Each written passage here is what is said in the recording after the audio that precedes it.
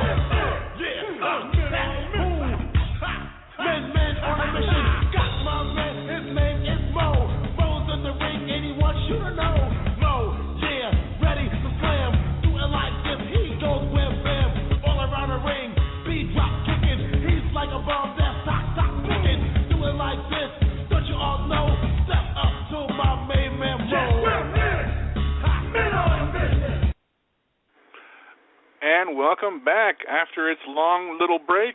Well, not that long. We welcome you back to Not Your Mama's Radio Show, and we have your host for tonight, sort of the ringmaster, if you will, the MC, the one and only Oscar. How you doing, pal? Hey, Felix, how you doing, my man? As my luck would have it, maybe 15, 20 minutes before everything we went live tonight, come to find out, a water pipe busts in my backyard. Well, little old Humpty Dumpty me goes and follows my aunt out to the backyard. She says, go out there and try to turn the water thing off if you can. Well, that didn't work, and I lost the battle with that, and I came out of there drenched completely from head to toe. Didn't even think about the fact that I could walk out in front of my house, turn the water off, then try to fix it. No. I got to go in there and battle water, and water won. Wow. Now, the water is off now, right? Well, especially when it's really cold. No, okay. Yeah, no, you're not a plumber, you're a radio host. No, I did, actually. We missed you guys. We were like, everybody was wondering, it's so quiet on Thursday night. We got to get these guys back. We're going to go take a break and be gone, and now we can't have nobody to listen to on Thursday nights. Yeah, no, I know. It's only 1 week that you guys were gone, but still, It seems like forever, don't it? It did seem like it's been a while. I mean, we're already in another month now. Yeah, no. Thursdays are not the same. Mimi, how you doing, girl? How you doing? I'm doing great, Felix. How you doing? Had a great holiday, with the exception of the mishap from today. Otherwise, it's been really good, been really busy. Been working hard because I've been securing some pretty intense and pretty fabulous guests. Oscar, okay. That one that you and I have been talking about, it's set. It's confirmed. I just confirmed it today. You talking about you and I have been working on trying to get? The former tag team champion? Yeah, that's the one. You know who I'm talking about. Yeah, I know who you're talking about. I can't wait. We have unilateral stories to tell, me and that guy. So, that's going to be a good one. As far as this past Tuesday, we had Jacques Rougeau, and I know, and that one, he's a guy that I'm going to try to get because, let me tell you guys, we don't know him as well as you guys did, and during those times, and he told some amazing stories. He even started singing the song of the Rougeau brothers. You remember that one? No, that was the Quebecers. Oh, man, I liked the song. Well, no, the Quebecers were definitely awesome. Him and Carl were great. Now, did he tell you where Carl was, Pierre? Did he tell you where he was these days? No, we didn't talk too much about Carl. That's something I'm going to let you guys touch on because you guys worked so much time together. I'll leave that question for you guys.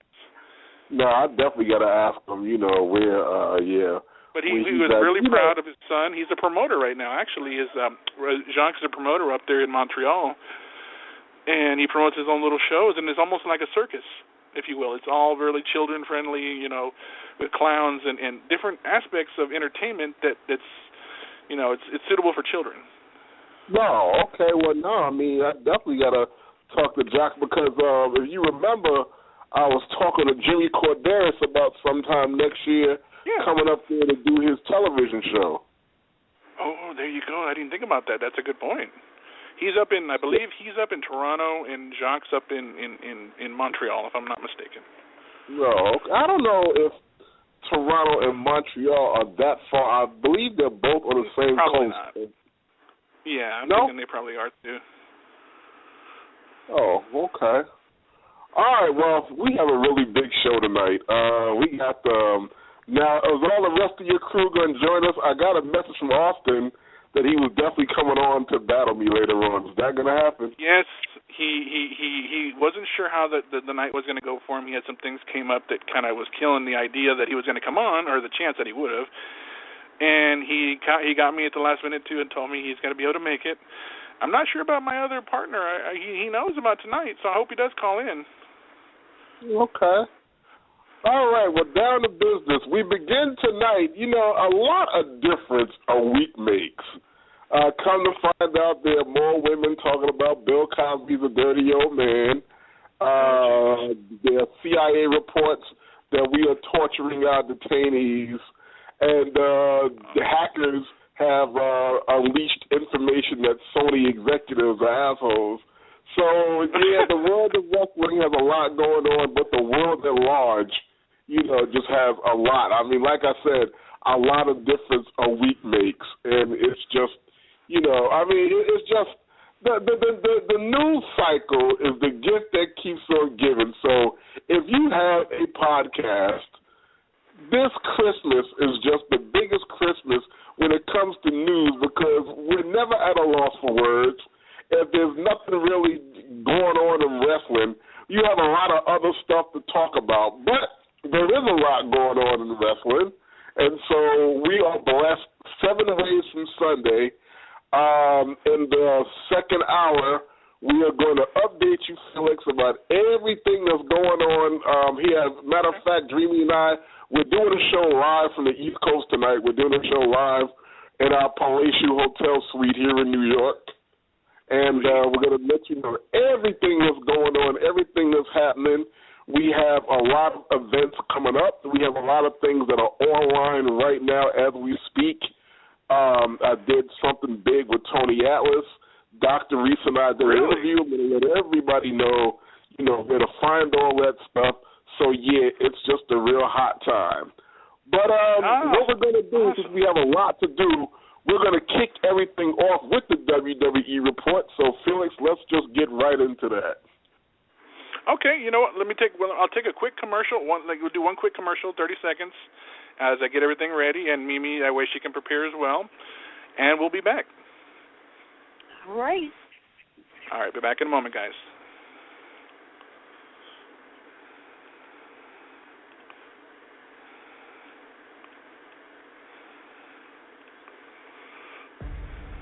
Tonight, the next battle of the next generation begins. It's NXT TakeOver, Our Evolution, a live 2-hour special exclusively on WWE Network. A bitter rivalry. We all know you can't win the big one. Reaches a breaking point. If I can't beat you and become NXT champion, I am done.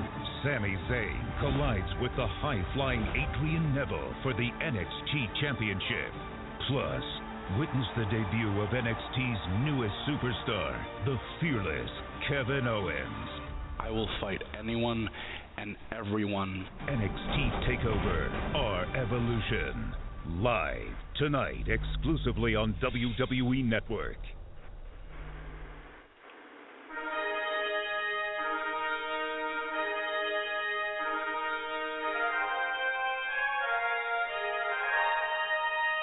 Once again, it's time to take a look back at what we saw on Monday Night Raw. Not Your Mama's Radio Show presents The Raw Report with Dreami Mimi. The Slammy results are in. CM Punk to UFC. This is your WWE report for the week of December 6, 2014.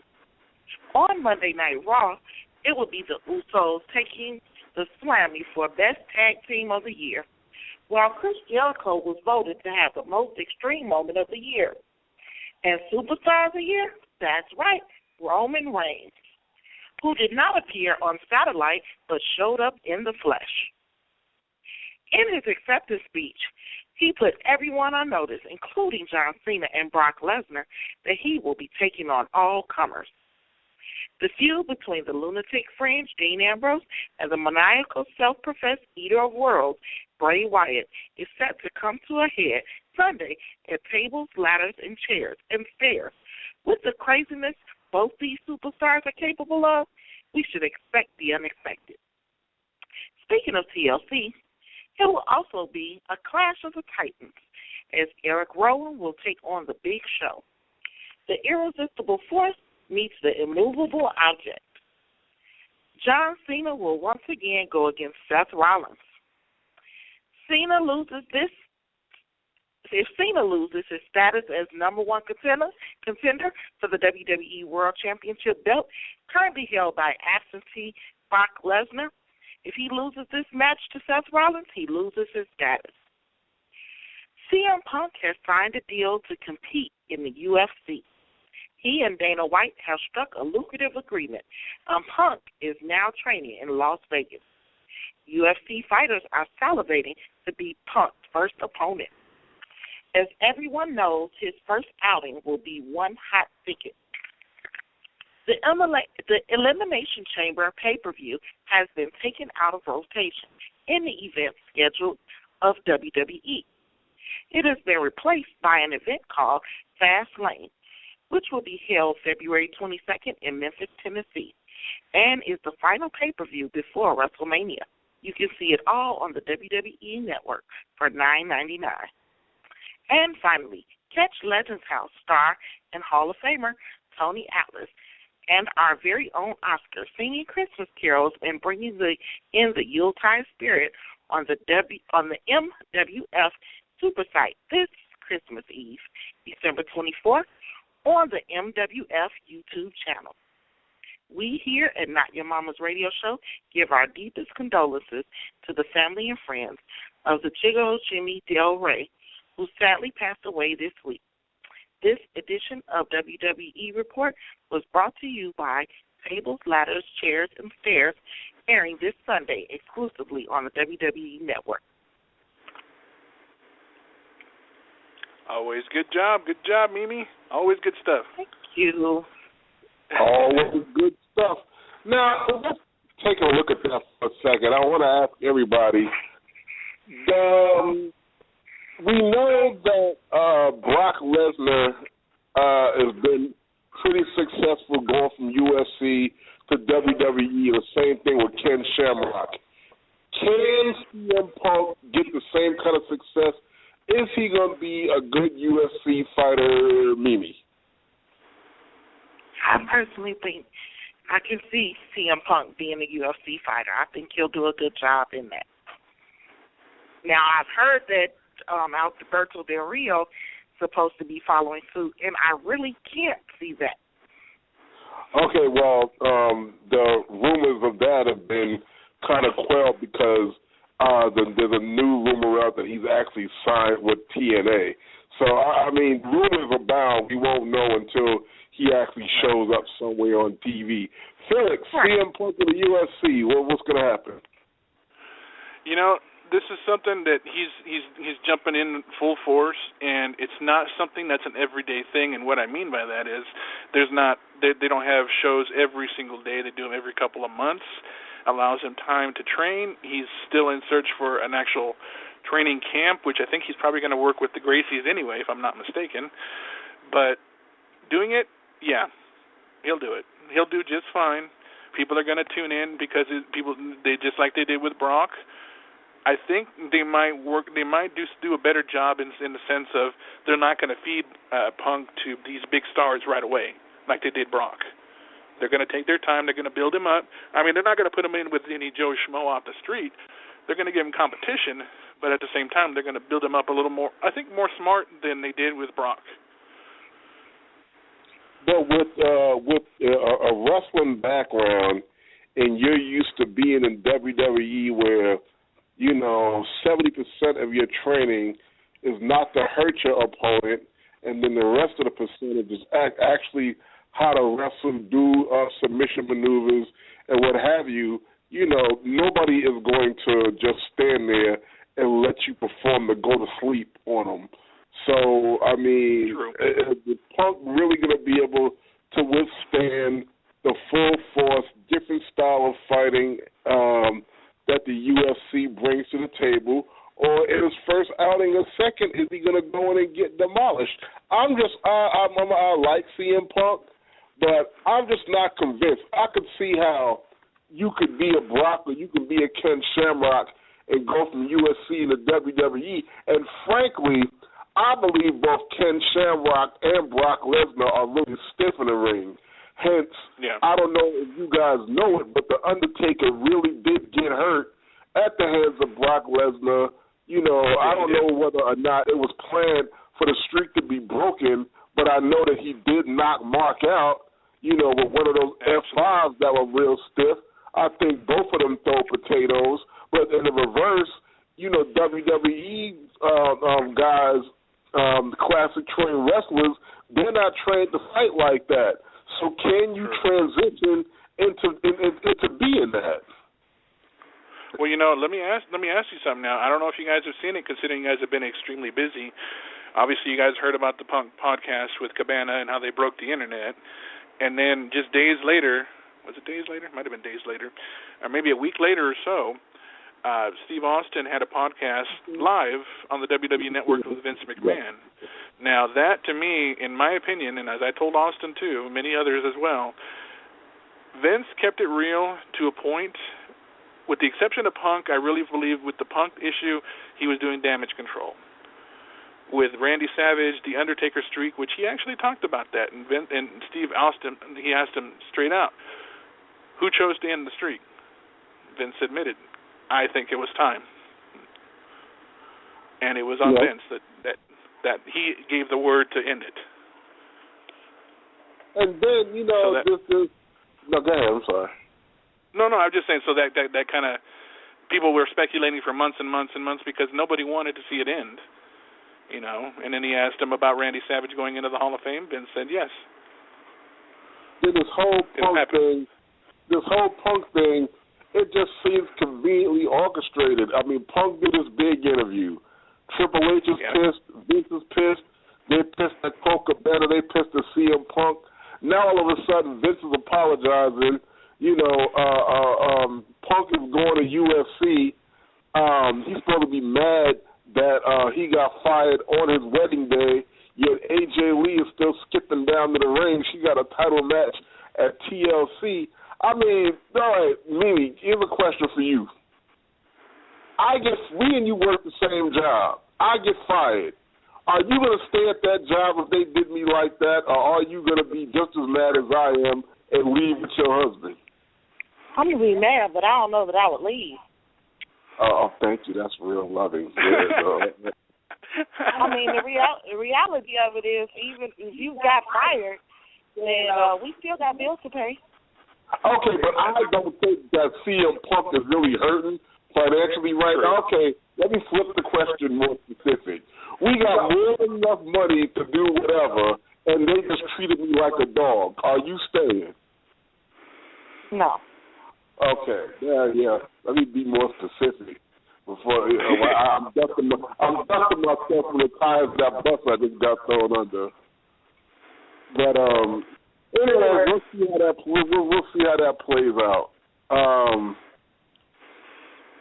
I just don't know where I don't know where to start. Felix was drying off. I'm dusting off from the bus. Well, no. Let me ask you guys something now. Now, when you get a chance to, I don't know how your schedule looks because I don't know how much time you have. Like, I guess you could say off time, break time, because you guys have been constantly on the move since you guys been traveling. Have you guys actually got to sit down and listen to the Punk interview that he did with Cabana, and also? Same thing could be said with the Steve Austin one that he did with Vince. It was pretty interesting information. I heard a snippet this morning of the Vince interview where he basically was saying that the guys that are working today ain't worth too much of nothing. That's pretty much the way Vince is crazy. Vince was saying that, that he only had a handful of guys that were really hungry that he really could take to the top, and everybody else was just there. I mean, that's basically what Vince's rhetoric was. But to be honest, what I'm gonna do tonight, I'm gonna listen to them interviews in depth so I can talk about them more intelligently next time. But I caught that part, and I'm like, that daggone Vince is still Vince McMahon. He is never gonna change. That old man will never change. He will never retire. He might slowly start to turn some things over to Hunter, but not complete control. Not yet. Okay, see, now I was just going to bring that fact up.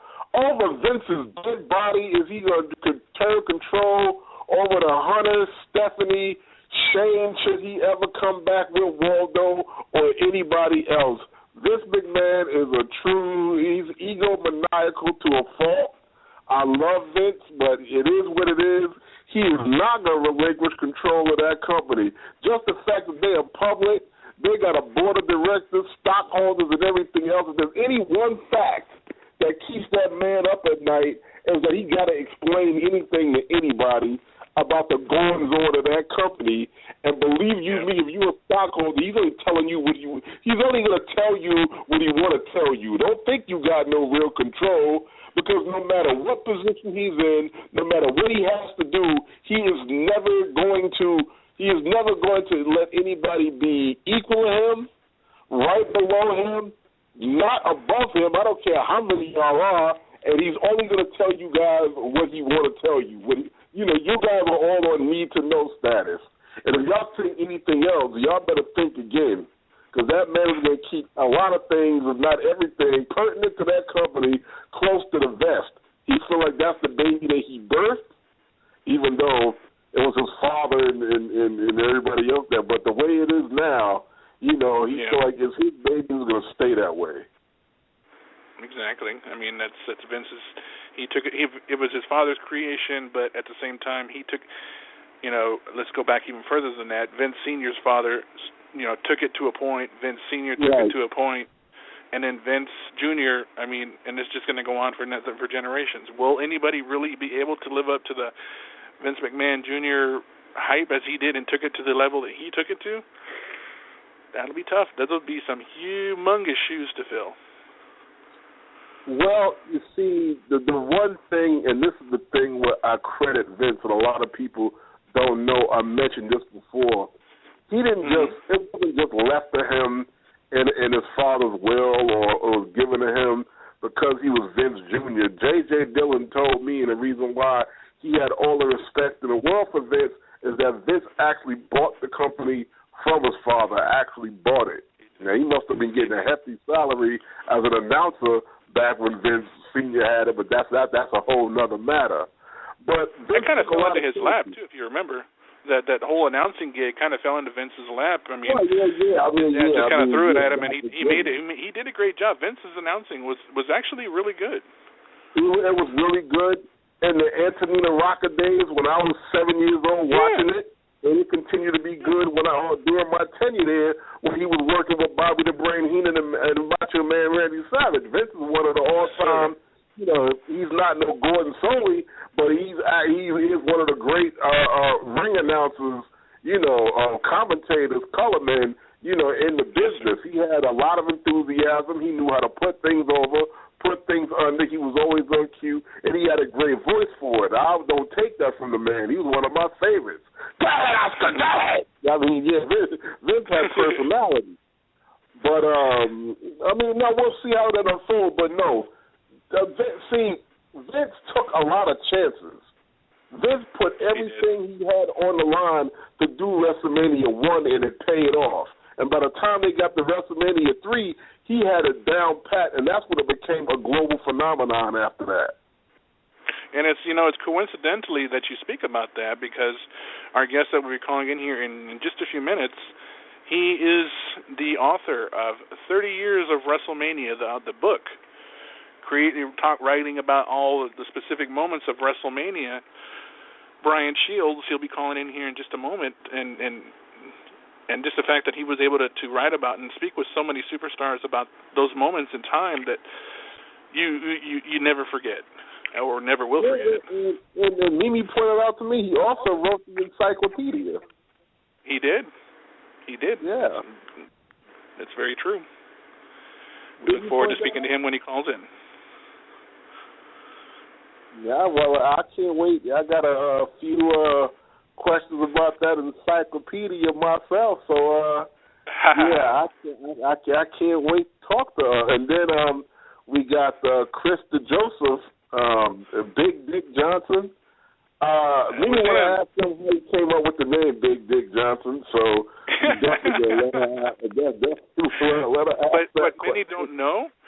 But what many don't know is that Chris is also a writer/producer of the new wrestling program out there, Lucha Underground. No, I did not know that.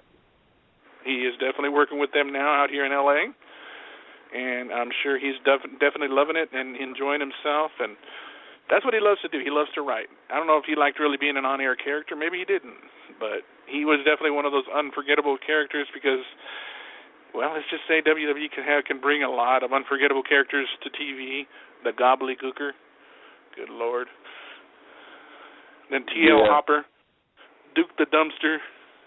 Duke the Dumpster Drozy, yeah. See, if I can rap in Spanish, then I might can get me a job over on the appearance of Lucha Underground. But unfortunately, I'm not that good. So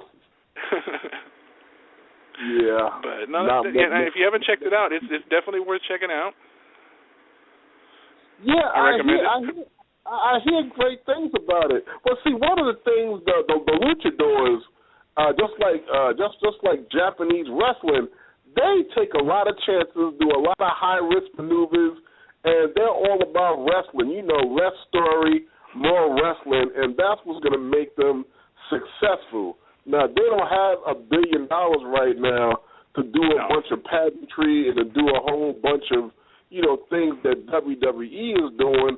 But if they keep on the right track and keep their network deal, build their audience and all that, some of these promotions over some years is going to take a long time. But over some years, they actually will be able to rival that product. But they just have to stay on course and not let WWE punk them out of business like they do so many of the other promotions in the past that really have been promising.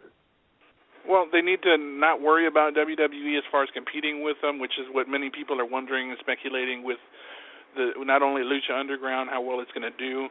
Same thing can be said with TNA moving over to Destination America, their new look, the fact that they're now putting Josh Matthews up doing commentating with Taz and taking Mike Tenay off. I'm not saying that he's gone, but I mean he won't be doing commentary anymore. And they're going to be supposedly going with a younger group, a younger talent, which if they go that route, it's a smart idea because they've been relying too much on established stars, and that just is so reminiscent of the old WCW. Right.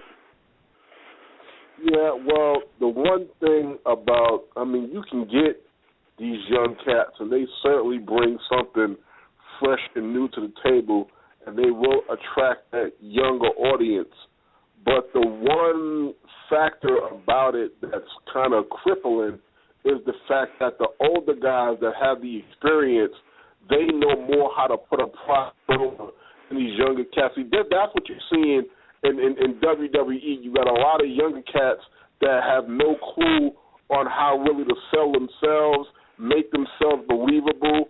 Even see, one of the things that happened in the Generation era, some of us actually challenged the writing. In other words, if there was something that didn't make no sense, we would go to Vince and say, well, this don't make no sense. And can we change this? Can we change that? This was more accessible back at that time, and if it made sense, he would go with it. You can't do that today. You basically got to toe the company line and there are a whole bunch of different people that you got to talk to before you even can talk to Vince or talk to Stephanie or talk to Paul Triple H. So that hampers a whole lot. So you get a bunch of people, you give them a script, they don't know how to put that script over or anything like, because everybody can't be a Bray Wyatt, everybody can't be a John Cena, and I mention them too because not only does Bray have the wrestling skills, but as crazy as it is, as whacked out as it is, his promos are phenomenal. He's a character you actually don't understand, but you don't care that you don't understand. And he puts that bizarre character over. Oscar, I just want to let you know too that we do have Mr. Brian Shields on hold, and we will bring him on as soon as you're done. Nope. Bring Brian in right now. Can't wait to talk to him. Got it. All righty, we got Brian Shields on the air with Oscar. How you doing, Brian? Oscar, how are you? This is a real honor to speak with you. Thank you so much for having me on. Oh, well, that leads me into my first question. If it's so much of an honor, Mr. Shields, my first thing is, and I'm going to get into a lot, why don't I have my own page in the WWE Encyclopedia? A big picture of me smiling by myself because I took some and stats. Go ahead. Tell me that. Go ahead. I dare you. How you doing, young man? I'm doing well. Thank you so much for having me. I've been looking forward to our discussion for a long time, and I hope you've seen the encyclopedia and that you've enjoyed it other than that part. No, I have seen the encyclopedia. My wife pointed it out, and my mother-in-law has shown all her friends that her son-in-law is actually in a book. Thank you very much. That is like the biggest. I mean, I actually got the book. My first copy I actually got from the library. I had seen it before. I knew I was in it. I had a copy and I lost it. I actually bought one. But I got it from the library. Showed it to my mother-in-law. She showed it to all her family and all her friends and was bragging that that's my son-in-law. They were like, "Oh yeah, right, lady, whatever you say." But yeah. But what prompted you to do that? How did you gather all them stats, and how did that whole thing come about? Well, the WWE Encyclopedia was the vision of a gentleman named Dean Miller. Dean was the director of home entertainment at the time at WWE, and Dean is a great writer and has a great passion for the business and has a publishing background. And at the time, he felt that WWE really needed a first ever written record of the company. And he had a relationship with DK Publishing, and he had this idea to do this beautiful coffee table style commemorative book. And thankfully he thought of me and Kevin Sullivan, not the Taskmaster Kevin Sullivan, but the former WWE employee. And Kevin and I worked on the WWE Encyclopedia for a year and a half, and we worked with DK Publishing, and I mean, the book weighs over 5 pounds, has over 360 pages.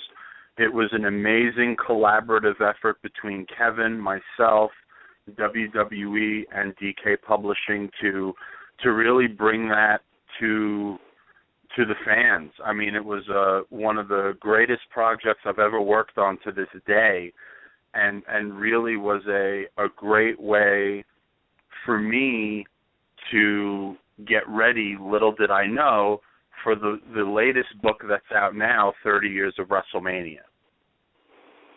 Now, it's something that you really should be proud of, because I don't know whether you noticed or not, a couple of months ago, we actually had a meeting up at the headquarters, and when you walk in, they actually have a copy of the book sitting on the table in the lobby for, people to peruse while it's sitting down in the lobby, waiting to be brought upstairs for whatever reason that there is. Now, I mean, Now, is there like a new edition coming out every year, every other year? Because I know that the edition that's out now is updated from the edition out that was out last year. So what's the plans moving forward as far as editions go? That's a great question. Right now there are two editions. The first version came out in 2009, just before WrestleMania 25, and the second volume, which is called WWE Encyclopedia Updated and Expanded, came out in November 2012. So right now there are discussions as far as, what's going to come next. And it was actually really cool this year because Kevin Sullivan wrote the New York Times best-selling WWE 50 book, and I had the honor of writing 30 Years of WrestleMania, so we both got to do our own projects. And it was really cool to come full circle because Dean Miller got to contribute to 30 Years of WrestleMania as well. So it was really great to kind of see what was happening in the beginning, now 5 years ago, come full circle this year with our own releases. So as far as another WWE encyclopedia, nothing is confirmed just yet, but I hope that when something is, I can come back on and talk to you about it. Here's an idea. WWE Road Stories, Ribs, and something else. And you get enough of the boys on the phone to tell a bunch of road stories and ribs that will put bestseller. Yeah, I think that is a great idea. I think they may have done something with that or a similar idea in the mid-2000s, but I don't know for sure because I didn't work on it. That was just around the time that I started writing books for WWE. My first book was Main Event in the Raging 80s, and that was in 2006. So I have to double check, and I can get back to you off the air, but I think there was a book that came out around that mid-2000s time frame where there were a lot of great photos from the road and a lot of great stories. But I'll have to double check for you. Okay, now you writing this book, and you are spanning the eras. I mean, the book spans eras from when I was a kid, younger than that, and it goes all the way up until today. Explain your thoughts on the progression of the era through the years, and what do you think of the product today? What can they do to enhance it, make it better? Is it fine the way it is? What are your thoughts? And this can be a long answer, but the progression of it all, the variances and differences. Well, I'm more than happy to answer it as long as you can handle hearing my voice for all that time. Yes, I can. What it's all about. Thank you. Well, I think one of the things, first and foremost, that people are going to love about 30 Years of WrestleMania is that it's a celebration of the matches and the moments that we have all enjoyed as fans in front of the camera. But the reason why it's so unique is because it also shares behind-the-scenes interviews, opinions, and thoughts from a host of WWE luminaries. So people are really getting the best of both worlds with this book. And one of the things that I love about it is the first thing that you see when you open the book is an amazing foreword written by Mr. WrestleMania himself, Shawn Michaels. And then before you even get into the first WrestleMania, there is a section called Road to WrestleMania. And that will give people a context of all of the amazing things that was happening in WWE as a company in that mid-'80s time frame before you even get into the first event.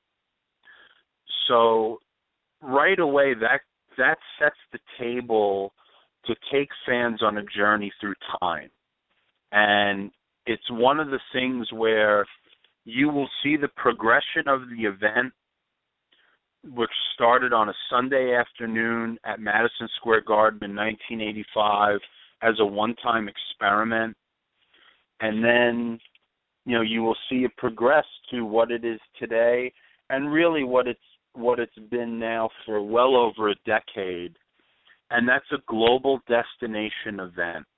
And, the other thing I want to mention also, which I think your audience will enjoy and readers will enjoy, is that there are special interstitial sections.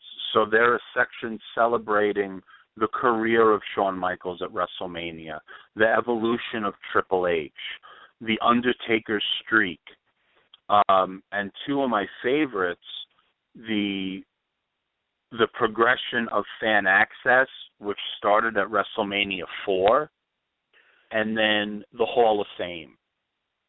So this book has so many just amazing stories, opinions, facts, and it has all of the match results from each match in WrestleMania's 30-year history, which is just amazing. So this book is really the ultimate commemorative volume when it comes to WrestleMania and its 30-year history. As far as today's product, I grew up a huge fan. I'm a proud child of the 1980s, and I've been watching it since then. I love watching every week. I think one of the things that you learn when you start working with people at WWE and hearing them speak on things, the goal is to always make things better. So I think they have that well in hand. I'm really excited. I love the WWE Network. I love watching NXT. And as of late, I've really enjoyed the combination of established veterans and younger superstars like Dolph Ziggler, Seth Rollins, Dean Ambrose, Roman Reigns.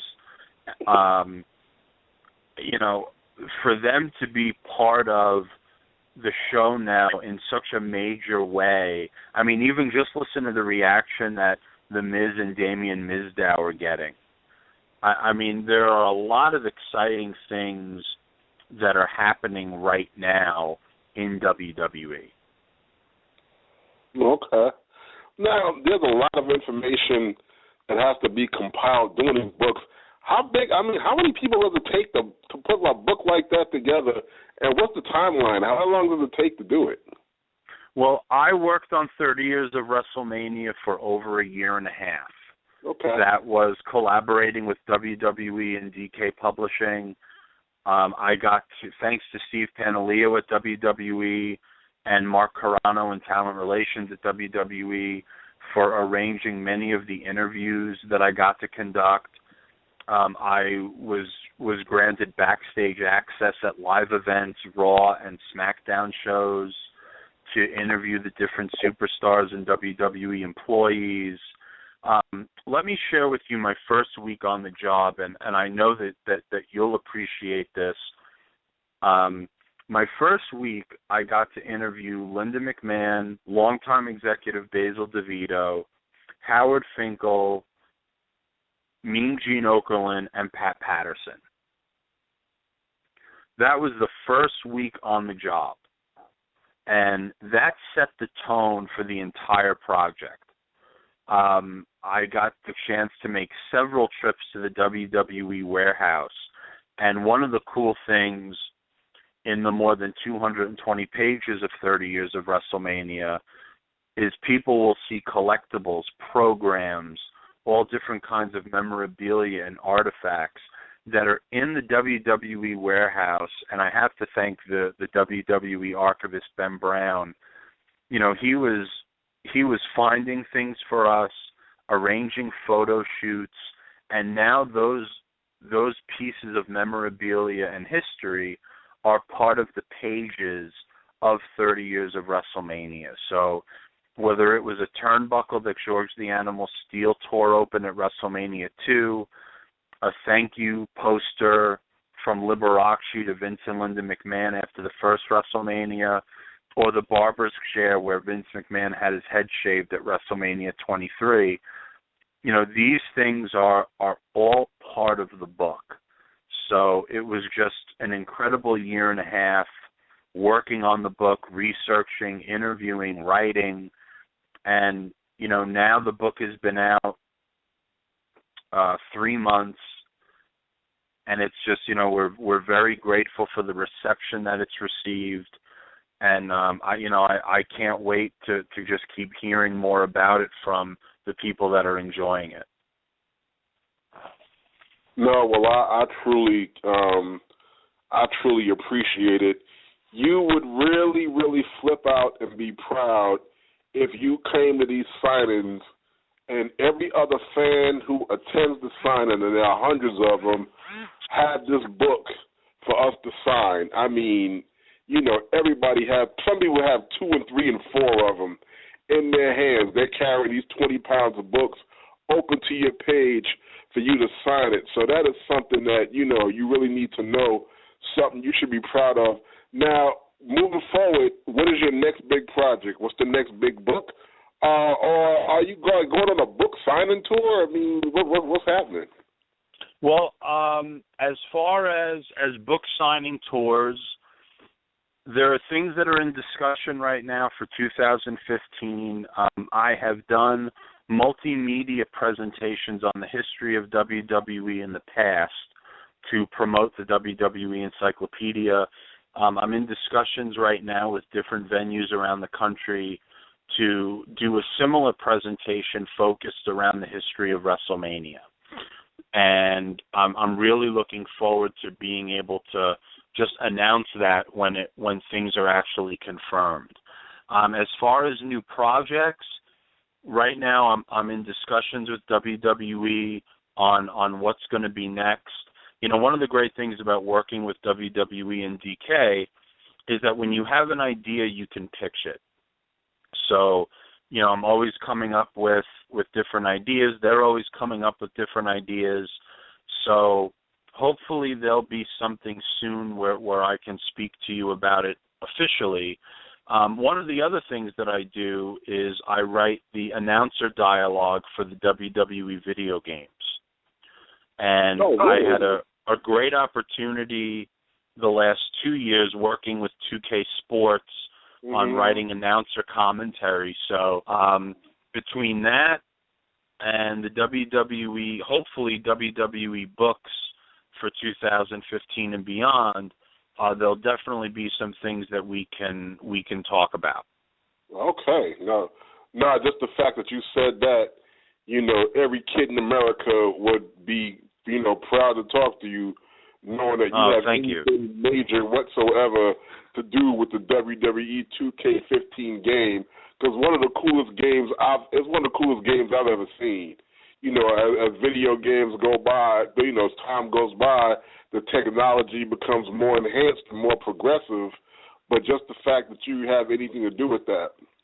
Well, if you happen to, go on a book tour, you're going to need to assemble a team of people who have been at WrestleMania to, help speak. So you give my number and you make sure that, we get out there and get this money. Oh, I definitely will. Listen, we could talk more about that off air or whenever you have some time. There are, a lot of opportunities to, to partner up. There's always there's a presentation, there's a Q&A session, and then there's a book signing and sale. So, there are a lot of different ways to connect with the fans, and especially today with social media. These book events are a lot of fun because, like WWE, they draw a very diverse fan base. They do. That's right. And that makes the events a lot of fun. I mean, when I do the Q&As, there'll be somebody in their maybe in their 50s asking me about Bruno Sammartino and Killer Kowalski, and then 2 minutes later, there's an 8-year-old child asking me if his or her favorite superstar is okay after something that happened on Raw or SmackDown. Okay. So there's always just a great mix of people, and these are family events. So yeah, there'll always be that opportunity for sure. Yeah, actually, now that I'm thinking about it, I'm going to give you a call over the next day or so because I want to put you on a conference call to discuss something that I'm working on, and I'm pretty sure you'll be real helpful. So you'll be hearing from me sooner than you think. It just hit me that I need to tell you what's going on with a couple of initiatives that I really got going that are really huge. But, yeah, thanks a lot, Brian. I mean, this has been a lot great. I mean, you are on the right track. There's not a superstar who is ever there now or who ever been there, such as myself, that are not proud of what you were doing. Because, see, what it is, and I'm just going to say this and let you go, between your book, the network, it keeps our legacy alive. It keeps us out there. These things come out, we actually get work from it. We actually make money to provide our families from something we've done 20 years ago, but somebody like yourself has the vision and bring it to the forefront to remind fans that this is who this is what he did, and this is his contribution to making WWE what it is today. And personally, I think I speak for every superstar when I say thank you. Especially thank you for me, Viscera, who passed away, Mo, the whole team of Men on a Mission, and everybody else out there that you included into what you're doing, my man. We love you for it and can't thank you enough. Well, that means a lot whenever I hear it, especially coming from you. And listen, growing up in New York, everyone in New York knew Men on a Mission. There was no doubt about that. So it's extra cool. And, I'm going to, speak for all of the writers that have the privilege to work with WWE and DK and some of the other publishing partners where, we feel a great sense of gratitude to be able to work with these companies to write about something that we've loved all our lives. So, we feel the same level of appreciation and gratitude not only towards WWE and DK Publishing and some of the other publishers to be able to work with them, but also, of course, to the men and women that have been performing in the ring for so many years and doing the work behind the scenes, because without all of that work, we wouldn't have had something to not only love since childhood, but something to write about now. So it's really a great thing to be part of, and it's just one of those things where you feel very fortunate for the opportunity.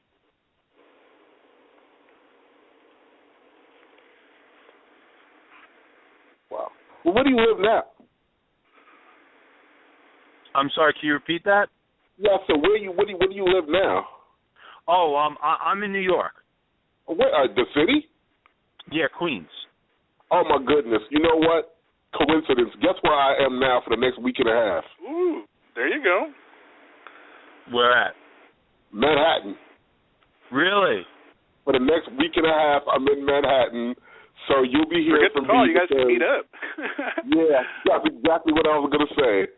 Oh, that's so cool. Yeah, let's talk about that off air. All right, well, I'm going to give you a call tomorrow. We're going to set something up while I'm in town. That sounds good to me. All right. Brian Shields, everybody. Brian, thank you. And when I say I'll see you soon, that means I'll see you soon, buddy. All right, cool, man. Listen, thank you. Thank you so much for having me on. All right, man. Thanks a lot. We love you, man. Thanks. Thank you. Bye-bye. Now, Felix, does it get any better than that? No, you know what? Brian is an incredible, intellectually, eloquently speaking person. I don't know if I said that right, but he has a way of making you understand the book and get excited for having the book, because imagine just in his first week of interviewing and speaking to people about the book, he had a freaking who's who of just about anybody. Linda McMahon, Pat Patterson, Howard Fink, I think he said the Fink, Mean Gene, Basil DeVito, guys people who've been there from the beginning. Okay, wait. See, y'all are missing the big picture. I'm going to say this while Mimi's laying here, so I want everybody to understand. This is the guy that wrote the encyclopedia, the guy that wrote the 30 Years of WrestleMania book. Now, if we can get him on board with the programs that we are creating, think about where his writing or what his influence can take getting the information of this out there. Absolutely. This is the one-stop Absolutely. shop. He is an author. He is an author. If anybody can, he can definitely be one to help you. Oh, my goodness. I just, it's like just God just continues to smile on me, and I can even see the lights in the ceiling and hear the angels go, ah! I mean, the door just open. Mimi, we're going to meet with Ryan Fields. Hey. I'll tell you what, Oscar, we're going to take a quick commercial because I do have a guest on here that wants to come on and join us here. I'll be back in just a moment. All right.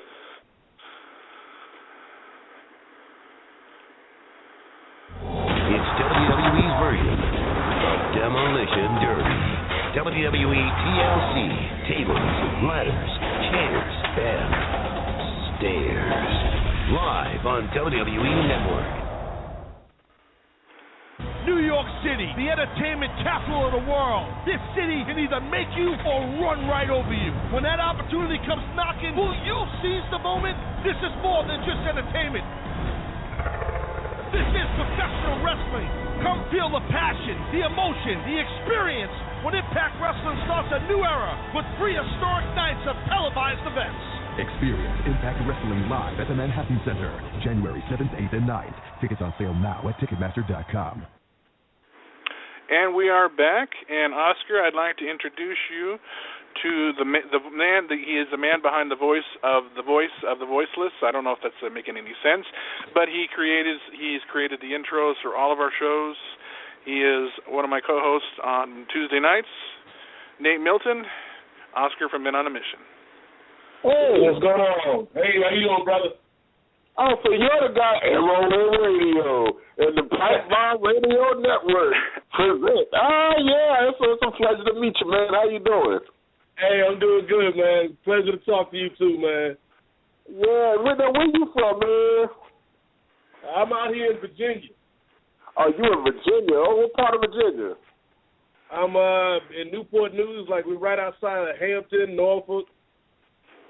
Yeah, Newport News. Yeah, that's old WCW Newport News. Yeah, that's the black folks town. Now, you in Newport News, Virginia, first in Lancaster. How'd y'all guys hook up? Hello? You still there, Nate? Oh, did we lose him? We might have lost connection. Hopefully, I don't know if yeah, we did. Sorry about that. All right, we'll catch him back. He'll probably call back in just a bit here. But yes, he is the man who's created the intros for this show, for Mimi's segment, for our show on Tuesday. He does a great job. He's got an incredible outlook on wrestling, and absolutely. And we should be having our. How'd you guys hook up? Well, actually, Nate is a mutual friend of myself and Austin's. He's a friend of our sound guy, our person who uploads our themes for the show as well as our YouTube channel. He introduced me to Nate and Austin as well. And one thing led to another, and Austin just loved the guy. Just said, you know what, you got a fantastic voice. You're going to be now a part of our 3-man crew here. Since Thursday's guys have their 3-man crew, you're going to be ours. And that's how it happened. Oh, okay. Now it's awesome how things get put together. Cause you've got a real talented voiceover. So yeah, that's a really, really, really good thing. Now, appreciate that. Oh yeah, no problem, man. You the man when it comes down to it. Now you got a real affinity. How long have you been a wrestling fan, Nate? I've been a wrestling fan since. Probably since like the mid to late 80s. Grew up down here, so we got a lot of NWA. Watched a lot of World Class back in the day, and of course WWF. Oh, okay. Yeah, so you grew up down there with the World Class Championship Wrestling, with Barry Windham and Mike Graham, Steve Kern, and you remember all them kind of guys like that? Yeah, man. I mean, Tully Blanchard, Arn Anderson. Yeah, the Four Horsemen, right? Yeah, I mean, when I mentioned him earlier, where Gordon Soley was like the greatest announcer in wrestling history. Yes, like just looking at the dude, like he looked like a librarian, man, but he would tell you so much knowledge about what was going on in the ring, and it was like, that's the guy. Like, until Jim Ross came around, man, I was like, ain't nobody better than Gordon Solie. Yeah, I mean, not only did he have a very unique voice, but he understood the wrestling terminology. You know, I mean, there's something that announcers don't do today. When they talk about catch-as-catch-can wrestling, and they talk about solar plexus and, you know, just a whole bunch of things that, you know, a lot of announcers don't talk about today, and I frankly don't think they know. He can get technical with it, but at the same time, he can put the storylines over, but he had a great way of doing it, a great combination, and that's what made him the greatest. Yeah, and like the problem today is too many guys are too busy telling jokes at the announcer's booth, and there's a place for comedy, but at the same time, your number one job should be to tell a story and to get me as a fan to understand why these guys in here fighting and what they're doing in the ring. It was a combination of he could put the storyline over, but if he had to call an amateur wrestling match with something that Michael Cole could not do, I strongly believe he was able to do that and combine the two, and that's what made him who he is. And you could just tell, like, some of the matches that he called, like I said, him and Jim Ross, to me, they right up there because they knew how to tell a story. They knew how to get you emotionally involved, but at the same time, they also knew how to break things down. You're like, okay, I can see why he's working the arm right now. Right. Yeah, no, Solie, there's never going to be another Gordon Solie. I can tell you that now. You know, just tell you that, put that in perspective and put it in a nutshell. There's not going to be another one. I mean, you know, like you were saying, the closest that will come to it is a Jim Ross or somebody like that. But, you know, Jerry Lawler's great, but he's more entertaining. You know, Michael Cole has, you know, kind of an analytical game show type thing to it, and JBL is just your run-of-the-mill heel announcer. But as far as a real, you know, like, I think it's a shame that Mike Tenay is not going to be a part of TNA no more, because when it came down to real wrestling announcers, I think that's what Mike Tenay is.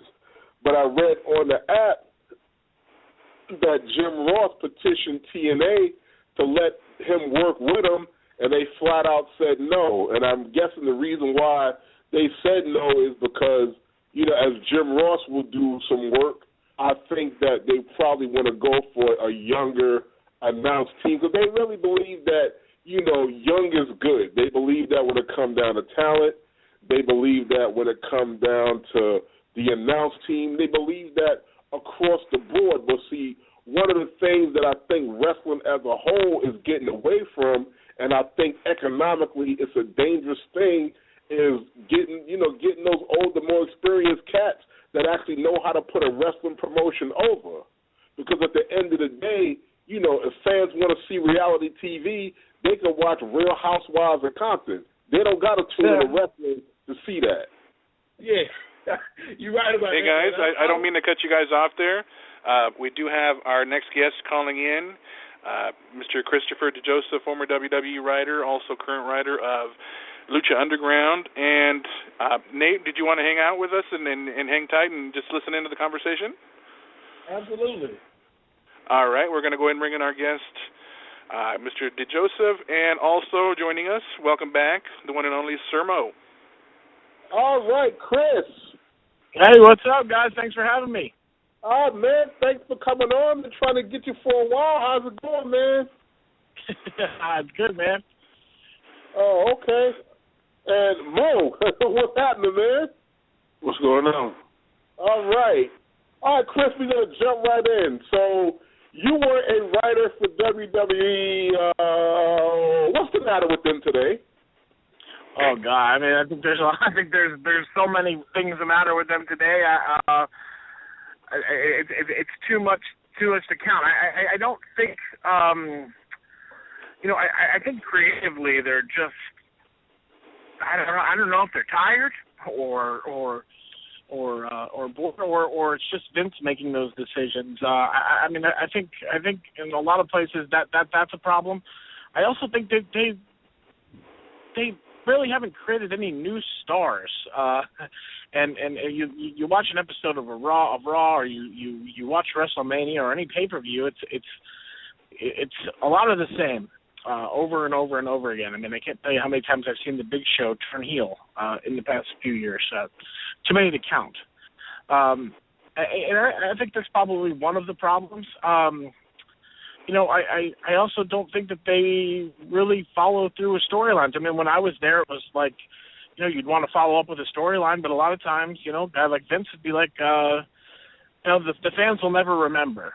It doesn't matter. We're moving on. This is what I said, and this is what's going to happen, and then that's just the way it is. And you guys know, life on the road is it's not easy. It's tiring. It's exhausting. I think maybe that's taking a little bit of the toll, maybe some of the energy out of the group there. I have said this over and over again. They start things with Bray Wyatt, which turn out they start off very good. To me, he's one of the best things they have right now. But nothing that they've done with him has seen a real storyline confusion. A story is a beginning, a middle, and an end.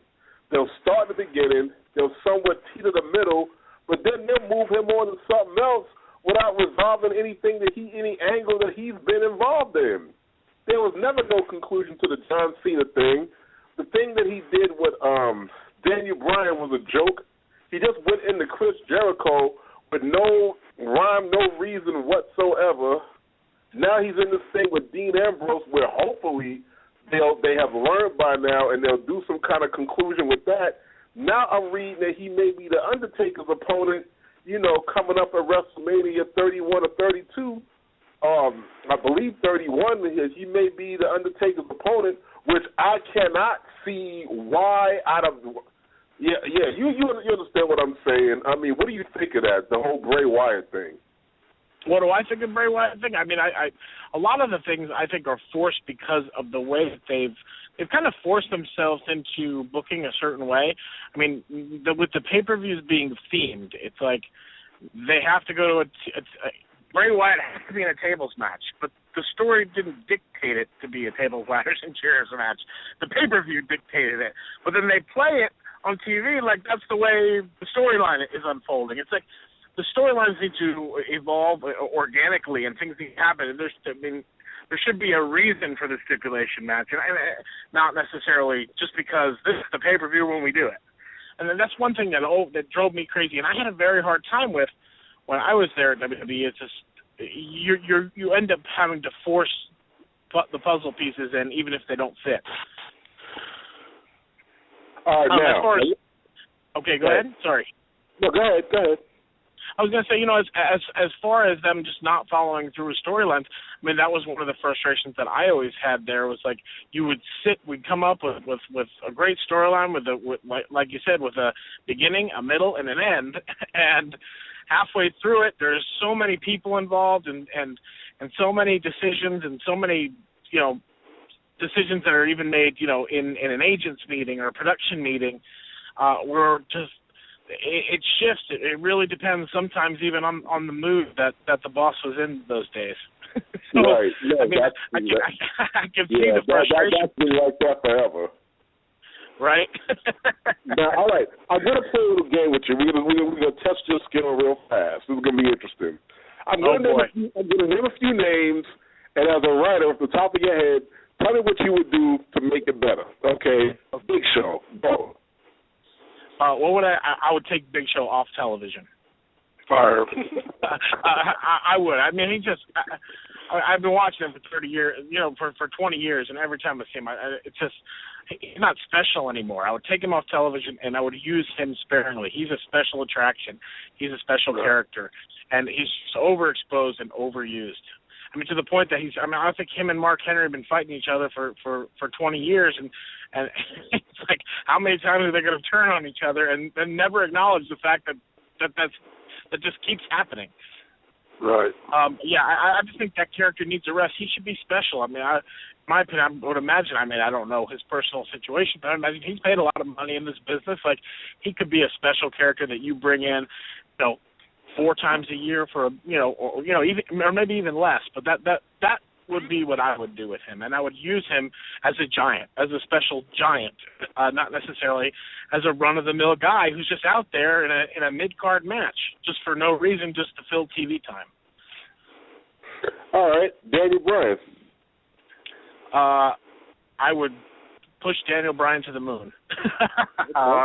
The people, obviously, you listen to the people, they know, and it's funny to me because I think that's something that Vince always told us is, you've got to listen to your audience, and I mean they're pretty much saying it loud and clear.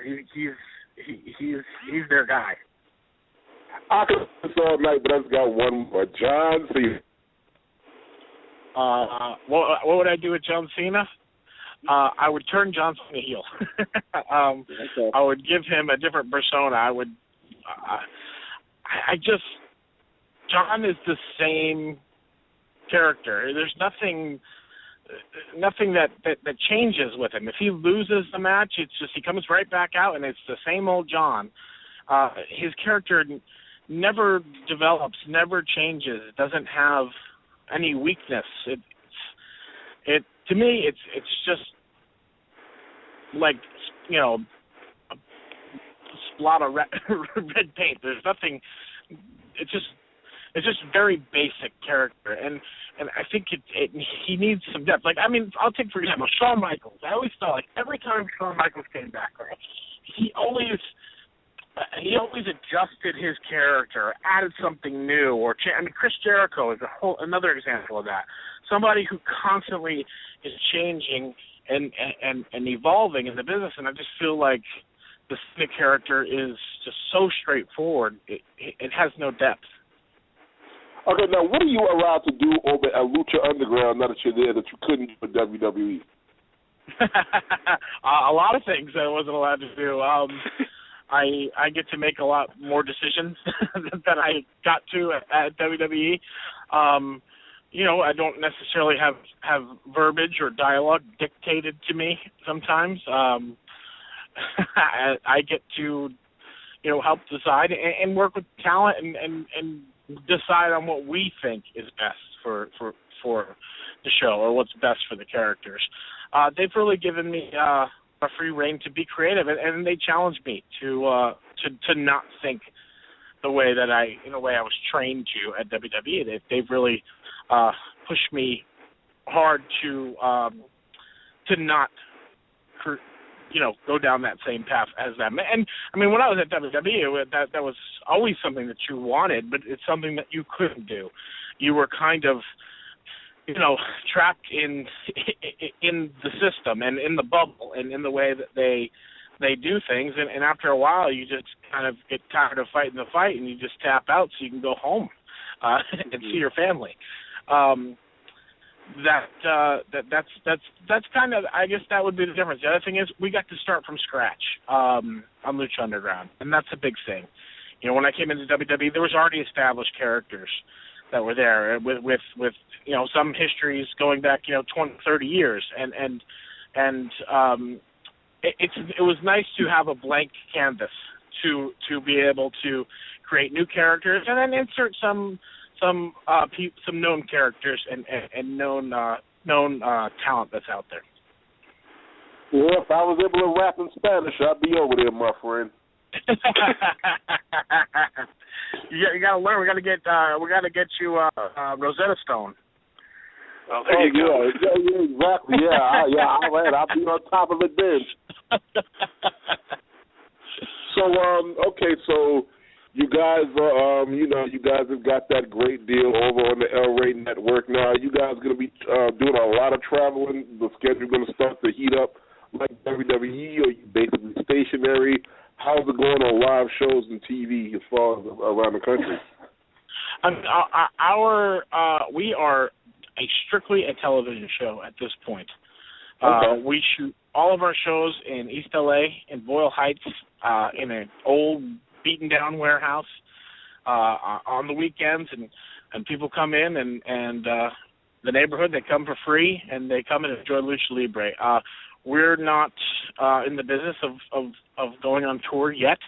I imagine that that's something that is in the back of, the investors, Mark Burnett, Robert Rodriguez, AAA, Lucha Libre, and everyone involved's mind. But as of right now, we're concentrating on making a good television show that people want to watch every week, and at the same time, help spread the word about the El Rey Network, which is a brand new network. It's Robert Rodriguez's network, and if you haven't seen it, it's a cool network, man. You've got kung fu movies, you've got a Dusk Till Dawn series, you've got it's a real pretty chill station with a lot of cool, cutting edge, fun programming, and they really push us to be different and fun and creative. No, create a product different than anything else that's out there. If you grew up in the 70s, the 80s, you love the El Rey Network. The El Rey Network take you back. They got kung fu movies on there that I didn't even know existed, and I thought I saw most of them. But I'm like, what is this? And they're all from that era where kung fu movies were really good kung fu movies. For a movie to come out in the 70s and be good today, they have got to be awesome, and the El Rey Network is all that when it comes to that. Yeah, they have some really cool shows, cool movies, and a great lineup. And we're just one of their original shows that they're going to be putting out, and they're backing us on this one. And not to mention, we're on UNMAS, which is Univision's sister station, and we're on there on Saturday. So. We're hitting an English language show, and at the same time, we've got a Spanish version of the same show. Yeah, so we're coming at them from. Go ahead, I'm sorry. Go ahead. No, I was saying Robert Rodriguez and Quentin Tarantino, they really know what they do in the film. I mean, Quentin Tarantino, with his actions, it gives you goosebumps and make you feel funny, because you can remember being in the theater, in those movie theaters where the floors were sticky and the chairs were uncomfortable, but some of the best movies on the planet came out, and the way the coming attractions and the singing popcorn with the Let's All Go to the Lobby, they do all that. So, yeah, my hat's off to all that. But, yeah, Chris. I mean, I'm glad that you have found a home in wrestling that's different, more diverse than what you're used to. I'm sure with your talents is over there that they're gonna push Lucha Underground to the moon. Sir Mo, have you been watching and keeping up with Lucha Underground? Sir Mo, you still there, Mo? Say that again. Have you been watching Lucha Underground? I watched part of the first installment. Where I live, we don't have the El Rey Network. Oh, okay. But when you saw it, when you saw it, what did you think of the first installment? I actually watched just the one match with Johnny Mundo and Prince Puma. Yeah, that's it. I didn't want to call him Johnny Morris. I didn't want to call him Johnny Morrison, but yeah, that was the one that I saw. And, I like the fact that, there's not a whole lot of that in-ring talking crap. And I think that also that I was surprised at Vampiro's look. Didn't even realize it was him. But Matt Striker's impressive. They do a good job. They do a really good job with each other as your commentary crew, color and commentary.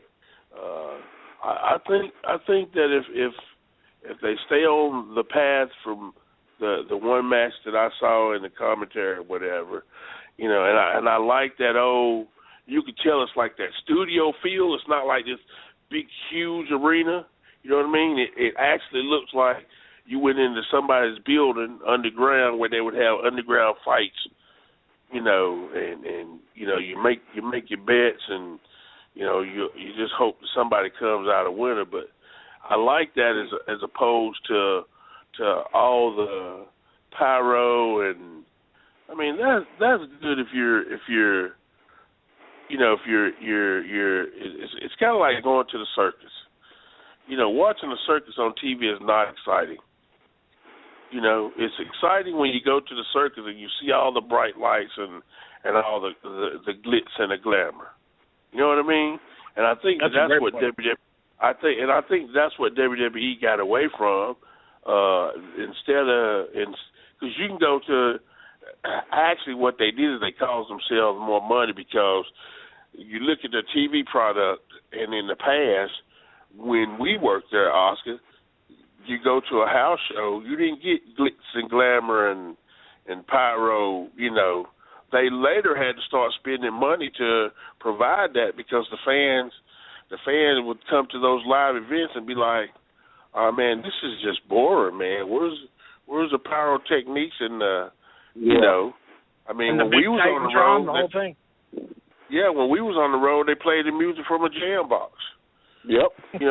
Tony Chim would sit down there with a jam box with the microphone held to it, and play everybody's music. And you use their house mic that was on their system, and sometimes that mic was crappy as hell. Now, after I complained about it, they started sending out their equipment and my cordless mic, but I had to lobby for that kind of stuff. And here's the argument I had to use. I'm like, can I get a cordless mic? Everybody else is getting Ravens and marching bands and aircraft carriers and hearses. I can't get a microphone. So that's when Vince was like, yeah, we'll give him a microphone. But he's right. You didn't have all that back then. Yeah, right. I do think that the fans' expectation of the show is, you see Raw live, and then the house show comes to your same arena. It's just not the same. Right. It's like why am I paying $125 for a ringside seat and I don't get to feel the heat from Kane's pyro and Definitely.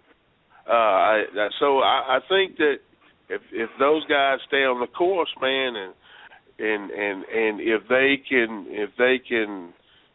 stay on the course and not let the talent dictate what happens.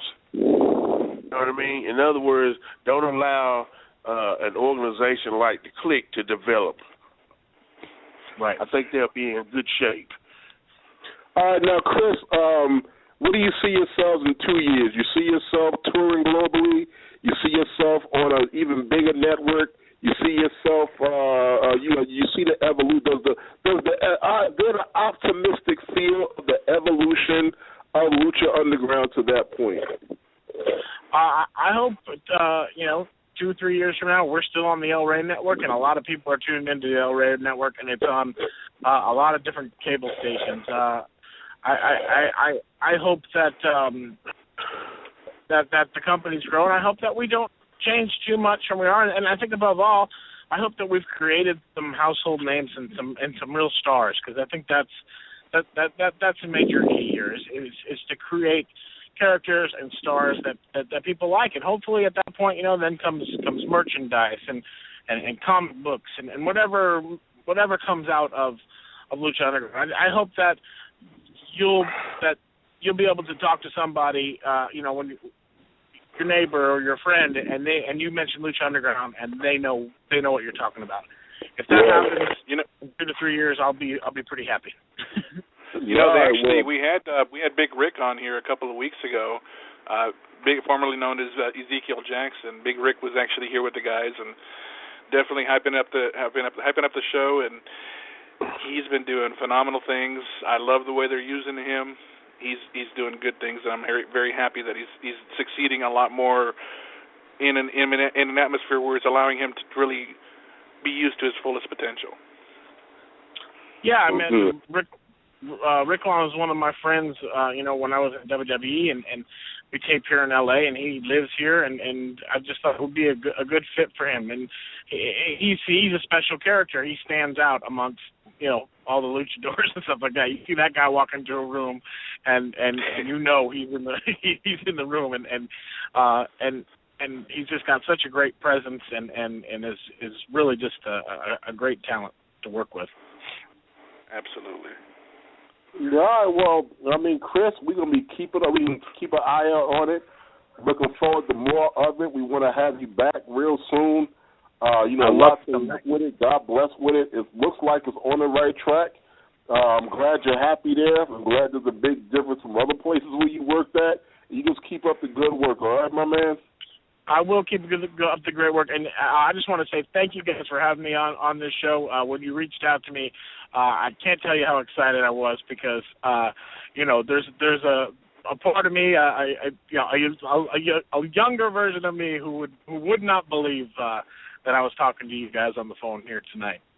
So I appreciate. There's a version of me that can't believe I'm talking to you. So we're even. I really do appreciate it, man. It's truly an honor. We're big fans, Lucha Underground. We're big fans of you guys, especially my creative team. I'm sure everybody has smiles on their faces listening to this one. So thanks for having us. I'm going to tell you what. That being said, and here's the thing. This is a shoot.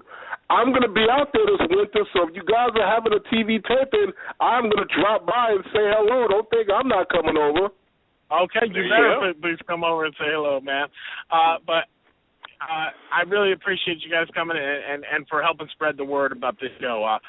For those people who don't know, Lucha Underground is a new product. It's out there. It's fresh. It's new. It's fast. It's high flying. It's acting. It's like nothing you've ever seen before in wrestling. And we just hope that you come ride with us on this show and ride with the El Rey Network and help make this thing a success. And that's what we're trying to do. We're just trying to give people what they want to see, and hopefully people tune in. Well, you guys are certainly on the right track.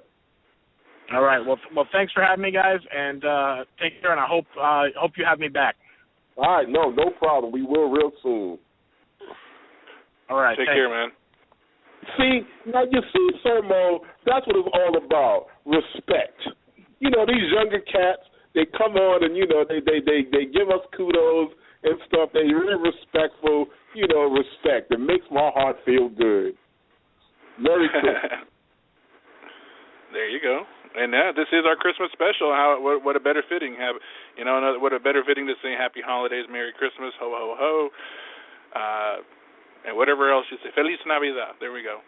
Yeah, we couldn't get a better place. The guy on the Lucha Underground, respect the men of the There you go. See, with the Lucha Underground, Feliz Navidad.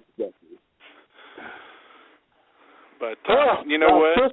As we get ready to prepare for something coming up here, I'm looking forward to it, I got to say. What about you, Oscar? You looking forward to it?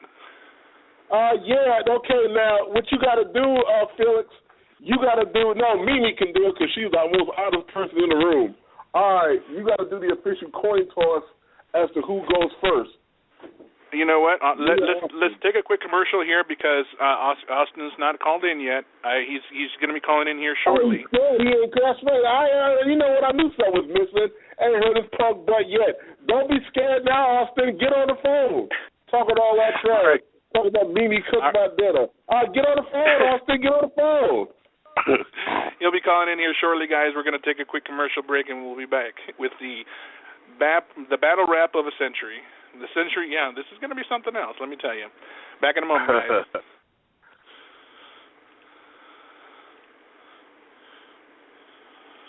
At the beach, Matt Carlson has the Snickers to keep hunger at bay. Packed with peanuts, Snickers handles hunger, and now Matt is ready for anything.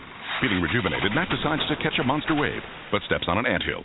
The ants attack, and he is spotted by the judges of a nearby dance contest, who award him first prize, a trip to Tokyo. While there, Matt attends a popular game show where he defeats one of Japan's top wrestlers. This impresses mystery guest, WWE superstar Ric Flair, who partners with Matt to win the WWE Tag Team title. Eat a Snickers and become a WWE champion. Make it happen with Snickers.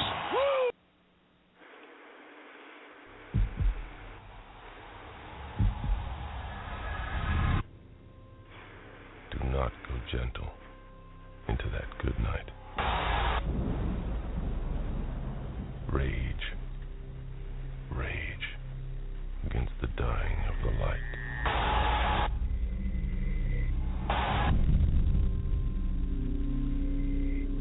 Though wise men at their end know that dark is right,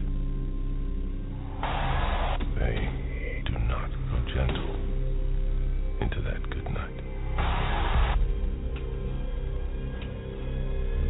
Rage. Rage against the dying of the light.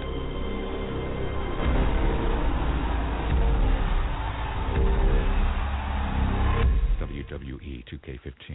Feel it. Rated T for teen. I woke up and I had crappy feet.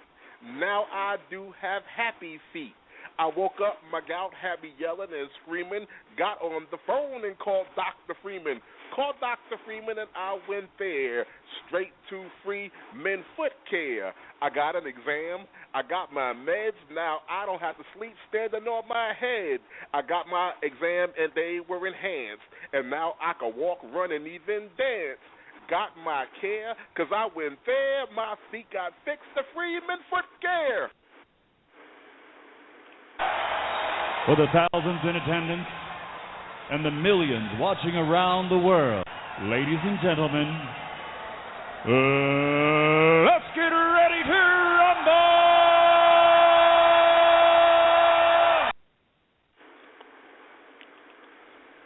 I thought y'all would love that.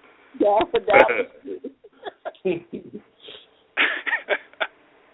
Well, you know what? We're waiting on Austin here. I messaged him and told him to go ahead and call in. I'm hoping he didn't get no cold feet because it's about that time. Should we just go ahead and let you go first, Oscar, or do you want to wait a couple more minutes and see if he'll call in and do that coin toss? No, see, you can't because he's going to cry foul. He'll wait till he bring his punk butt on the radio. All right, then. Nate, by the way, I want to introduce you as well to Sir Mo. Sir Mo, this is one of my co-hosts on Tuesday night. He is also the voice of the intros for the shows. He does the intro for Mimi's segment as well. This is Nate Milton and Sir Mo. Hey, Nate. What's going on there, brother? How you doing? I'm all right. How are you, sir? I'm good tonight, man. Good. Mean you gonna do a battle rap too? I'm smarter than Austin. I know when I'm out of my league. Oh, me too. Cause I wasn't gonna say nothing, but roses are red, violets are blue. That's about as far as I can get.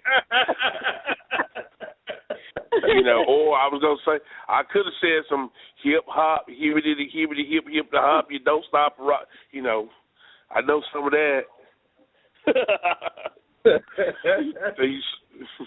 That's as good as it gets, Momma. That's it. I you know what? Unless it's DMX or Mos Def. Is it Mos Def? Yeah. Mos Def? Yeah, Mos Def. Unless it's DMX or Mos Def or Lord Rest His Soul, Big Pun, I wouldn't do a battle rap against Oscar. There's no winning there. You can't freestyle better than Sir Mo?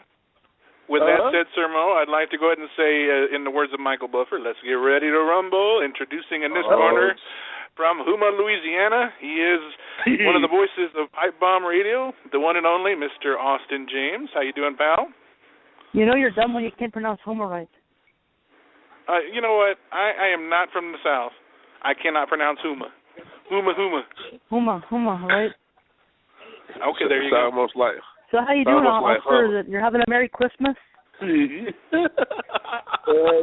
but you're about to find out you ain't.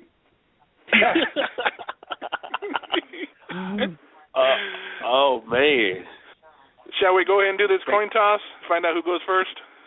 Well, we're going to have a beat. There's a beat. Is Nate going to do a beat or something? What's going on? I don't know if you want. Do you need somebody to do a beat for you? Well, it's appropriate. It's a rap battle. Whatever you want to do, man. If anybody wants to throw in a little beat for him. Nate, you go drop a beat? Look, I guess we're going to go ahead and have Austin go first. Like, that'll be an accessory to a beating, and I don't need that on my record. It's time to get a little bit X-rated here. Rated R. Oh, but geez. Mm-hmm. Rated R, X-rated. Oh, Lord. I don't know the difference, but I mean, you know, we're going to really bring it down here. So I can go right now. I can school Oscar. Yeah, cool. You know. Okay. Uh-oh. Okay, honey. Oscar's like Maya, but he has no wiener. He doesn't know how to cook, so Mimi has to make him his own dinner. He thinks he rules, he thinks he's cool, but he doesn't even know how to work the block tools. Wow. Okay. Shots fired. Damn. Shots fired. You got any more? Hey, hands up. Hands up. You do some more? Hands up. Okay. All Hands in right, the air. I'll give you props there. White boys can rap. Well, there's a difference. I'm a Cajun. We're not white. Oh, my bad. Okay, all right, fair enough. Oh, is there a Cajuns can rap. difference? I didn't know there was. Cajun? Is there a difference between Probably Cajun so. and white? If you're from South Louisiana, there's a difference in everything. We're all related. Oh, okay. Even the fathers and mothers. Oh, okay. Let me know when it's my turn. Okay. All right, man. Oscar, we're going to go ahead and kick it off with you. I'll do an intro for you, the one and only from the legendary tag team, Men on a Mission. He was the voice of this tag team. He is the one. He is the only Mixed Master Oscar. Hey, that's the part of me that you can kiss. Do you understand that you just got dissed? The F think you beating me, that's a shame. The P, woo, run over by the train. The I, cause I really can't believe. The N, Austin, that's so naive. I'ma say it like this to go all in. You just lost this rap battle, Austin. Tap out, kids. That was great. Tap out, Austin. That was great. What do you think of that? That was good stuff. You got to come back for it, Austin? What you think, man? Austin? Are you there, pal? Did we lose you? Yeah, I'm here. No, you didn't lose me, but I mean, I kind of got, I don't know, Oscar, that's, it's mighty fine of a rap, but I think that everybody's going to say that mine was a little bit better than yours, right? No, really? Do you have a part two? You have a part two, Austin? I don't really know what to say to that. I think my creative juices. That was I think I just ran out. The cups just hit the fan. You just shot your wad. There you go. Somebody hit him with toilet paper. All joking aside. I give Austin a whole lot of credit for having the guts to actually do that, especially on air when people are listening to this from all over the world.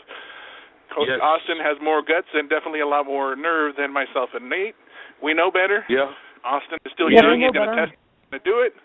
So more power to you, Austin. You definitely brought it, and I'm proud of you. I know. Back in the day, me and Nate went one-on-one in a rap battle, and I beat him too. So he's no different than Austin. Easy now. You're writing a lot of checks. I don't know if you got enough in your bank account to cover you, brother.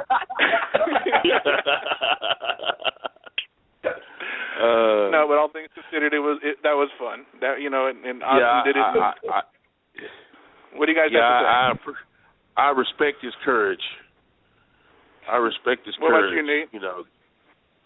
Yeah, I give him props for competing. I mean, kid's got a lot of guts. I don't know about his brains, but he's got a lot of guts and heart. And what about Mimi? Right? What does Mimi have to say about it? Good job, Austin. Good job. The Rams always know to lift somebody up. And what about you, Oscar? What do you have to say? You've been rapping for years and years. What do you think? You've never seen anything like me. Your head up, boy. Go back to bed. I was getting ready a bedtime story. Come on. Oh. Okay. Whoa. What? You want a round two? Do you round two? Round two? No, we're gonna have to say that for another time because I think you don't have anything else to say. I think I just schooled you like the kids say these days. Oh, you schooled me? Hello. He schooled you, man. He schooled you. Oh, well, I just got schooled. I just got schooled. I just got schooled. This boy on the radio must be a fool. I just got schooled, oh boy, by a guy that sounds like a 5-year-old boy. I just got schooled when he did win. I just got schooled by that guy Austin. I say it like this, and I will make up. If you think I got schooled, you best to wake up. Okay. Wait, what? I think my phone's running out of battery here. I would say that too. Austin, good job, pal. Good job for calling. He had the guts to do it, and he's already left. He's dropped already, but he had the courage to do it. Kudos to him, pal. He had a lot of guts to do it. I enjoyed it. He was not afraid to step up. He was not afraid to step up and knew that he may or may not have the chance, but you know what? He did it anyway. We got to give him his props. Absolutely. Give him 2 thumbs up. All right, a moment of silence for Austin. Next. We give him 2 thumbs up. Like I used to say in the rap battles back in the 90s. Next. Actually, coincidentally, we do have another caller on the line from area code 905. You're on the air with Oscar and Mo. What did you think of the battle rap? If you heard it, what did you think? Hey guys, I was just listening in. That was is this good. Helio? Yeah. How's it going, Oh, Felix? this is our main man who does the uploading of our YouTube to our YouTube channel and our sound guy. Oh, yeah, awesome. Fun. Yeah, I just heard that rap battle. All right. What do you think? That was pretty good. I don't think I could have done that. Yeah, Oscar had a lot of guts. Did you have a question for Oscar or Sir Mo? Any comments? No, just called in. Since tonight's the last show for the year. Oh, awesome. Yeah, so I just thought I'd call in. All right, Elio, we appreciate you calling in, pal. All right. Have a good night, man. All right, you too. Take care, guys. All right. He is the sound guy for us. He uploads all of our YouTube shows, our YouTube channel, gives us all the sounds you hear on the show. Definitely a big part of the team, so welcome, and we appreciate him calling in. And Oscar, we do have about little over 15 minutes. You did say you had some things that you wanted to talk about. The floor is yours, man. Yeah, no, we just want to let everybody know that we are doing the show next Sunday, December 21st, with the Handicap Heroes, Zach Gowan and Gregory Iron, Deer Park, Long Island. We got Rob Van Dam making a very special guest appearance. It's for the, all the proceeds are going to the New York Anti-Bullying Initiative that we got going on that was created by Sir Mo. So, we are having a real good time rocking and rolling. We have, very good meeting about the One of Equilibrium project. The project is a clear support group for our former athletes. So, we got everything going on. We're currently in New York. We're going to be here for at least another week and a half, getting a lot of things together. Christmas Eve, on the NWS Super Site, you'll see a very special Christmas edition of that show. I had a good time with my good friend Tony Atlas, with Quincy, with Dan Marotti of MWF. We sang Christmas carols and Santa Claus. We sang Christmas carols, and that's going to air online worldwide December 24th on the MWF Super Site. You also see on the same site currently running an interview that I did with Dr. David Reese about the One of Equilibrium Initiative. There's also an interview that I did on there on my own about that and about my career. And, just a whole lot of things going on. 2015 is going to be a really big year. I think that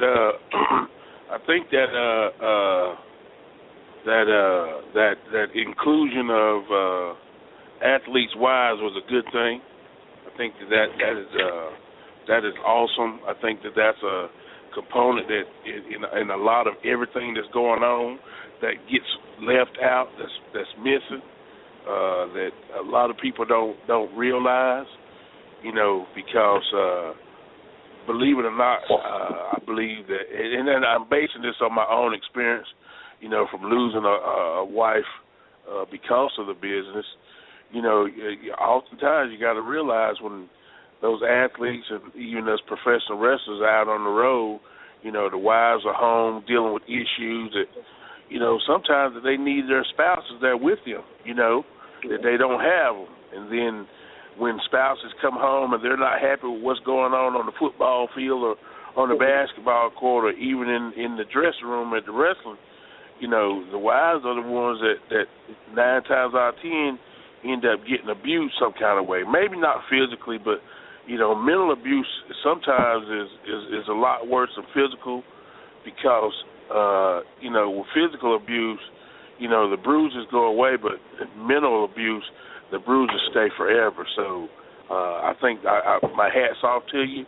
I think that adding the wise part to that equilibrium program is beautiful. Yeah, I'm looking forward to getting that portion up and running because, that's my department anyway. So I'm looking forward to it. Because I know that one thing, this thing cannot hold any more arms for right now. Good deal. Happy for you guys. And you know what? I know that you guys are going to be doing some traveling in 2015. You mentioned many times before on prior shows that you guys will be heading out this way in February. And also going to be doing a couple of shows up in Boston. So that's going to be a lot of fun to look forward to. Yeah, March 6th, 7th, and 8th, Pro Wrestling Marathon, over 60 superstars. Then the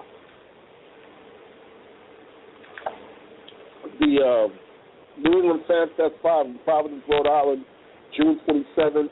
And February 20th, we're going to be out that way for the February 22nd Academy Award Night of 100 Stars, which is going to be that Sunday, February 22nd. So hopefully we got to get back with Mr. Joseph, find out if they're going to run a Lucha Underground show that weekend so we can all go and kick it. There you go. Something to consider. Sounds like a good idea. Yes, sir. Sounds like that would be the thing to do. How are things going with Pipe Bomb Radio? As I was telling Oscar in the beginning of the show, we had, and Nate can attest to this as well, we had a fantastic chat.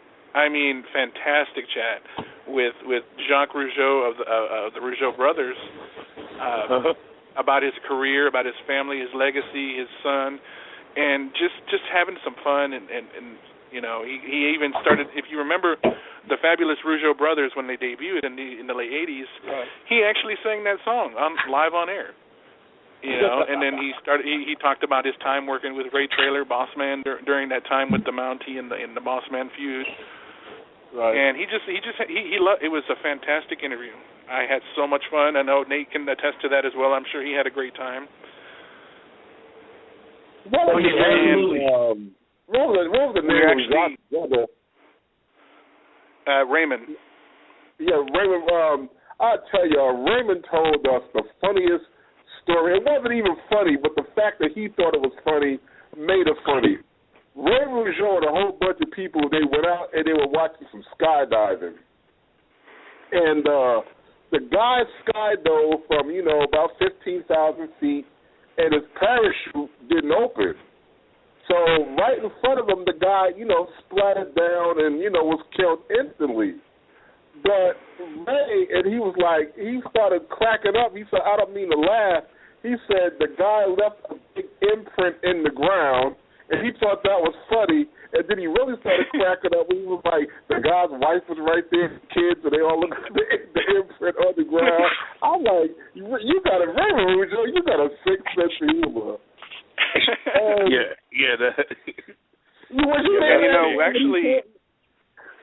we actually also spoke to Jimmy Corderas, and I know Oscar spoke to him just briefly, but yeah, Jimmy's another guy who is looking forward to coming on the show and talking with you guys and reminiscing about the good old days. You guys were there too. Yeah. And we have Kevin Von Erich coming on the show this Tuesday. He's coming back. You got Kevin Von Erich coming on your show? Absolutely, this Tuesday night. You know how huge that is? I'm sorry? You know how huge that is? Oh, that's phenomenal. He was a joy to speak to last year. I imagine our phone lines are going to blow up, literally, because the Von Erich Nation, period, is just incredibly huge and has been incredibly huge for over 30 years. And even now, the new generation and just they love Kevin to death. Kevin is a fantastic guy. That has got to be like the biggest. I mean, is there a bigger wrestling family than the Von Erichs? I mean, think about it. True. It's bigger than the Von Erichs. Well, I guess that depends on what country you're talking about. Yeah, I mean, if we went north of the border, you know, you try to you're talking about, Texas, South Texas, in that area, there's no family bigger. But when you say families like that, is there a bigger family? I mean, the Hart brothers that's pretty big, man. Yeah. You start talking about Stu Hart and Fritz Von Erich. It's not like what. And the reason I say that is, you can go about to anywhere in the country, north of the United States or South Mexico, and you can call off either one of those two names, and people are going to know what you're talking about. You know what I mean? You mentioned, Stu Hart, Bret Hart. People are gonna know who you're talking about. If you mention Fritz Von Erich, Kevin, Kerry, people are gonna know who you're talking about. You know what I mean? So I wouldn't say I really wouldn't try to compare the two. But what I think is incredible about it. Is that on the Von Erich side, look how long those guys have been really out of mainstream and out of the limelight. You know what I mean? The Harts have always had somebody.